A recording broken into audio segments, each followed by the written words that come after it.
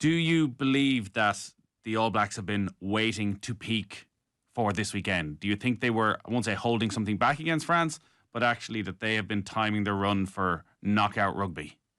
I don't. I think the difference in this All Black team to some that we've seen in World Cups in times past has been they've had big name players playing at the top of their game. I think New Zealand are capable of beating anybody on any day and having that high level of performance that will get there. But the requirement for this New Zealand team is for every single player to play better than they've played in they may have reached that level once in the last 12 months against South Africa in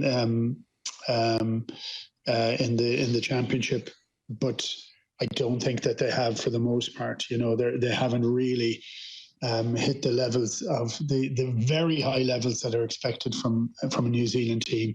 I don't think they've hit that consistently enough.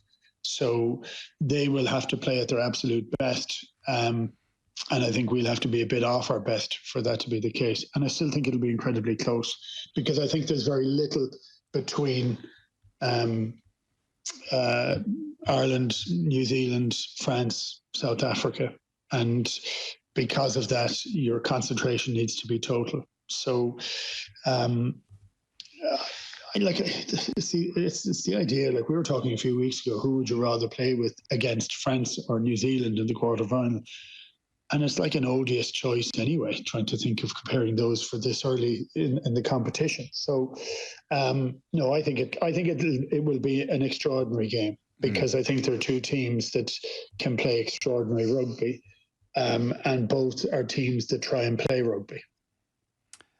Andy Dunn was making the point last night of the speed at which this All Black side can still attack, and watching a move a couple of games ago where it goes from Aaron Smith to Richie Mo'unga to Will Jordan, and Will Jordan is suddenly 80 yards clear of everybody in the blink of an eye, that is what they can do when they're given time, where they're given space. But his belief, and I think most of the panel last night, was that Ireland just won't give them that time and space. Do you have to accept that there's such talent there that they're going to get those couple of opportunities at time, or actually have Ireland got to a level where this could be a very frustrating evening for the All Blacks?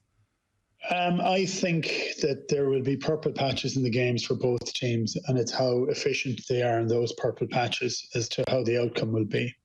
So I can't see New Zealand getting the ball, the ruck time, as quickly as they have been against some of the lesser lights.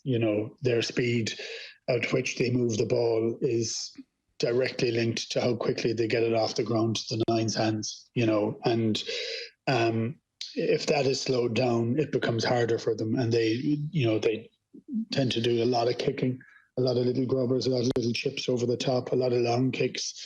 So you want to slow them down as much as you possibly can. If they get front foot ball with 1.5, 2 second rucks, their running ability is pretty phenomenal. Their handling is pretty phenomenal. But if you're stopping them, then everything has to be exactly perfect. And without space, I don't know that they have, of course they have the talent to win, but I don't know that they necessarily have those game players to break it down with no space anymore.